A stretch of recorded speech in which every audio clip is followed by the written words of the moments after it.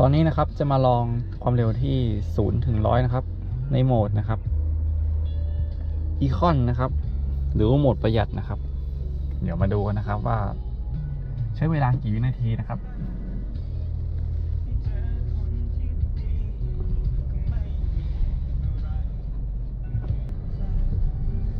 เริ่มตรงนี้นะครับ1 2 3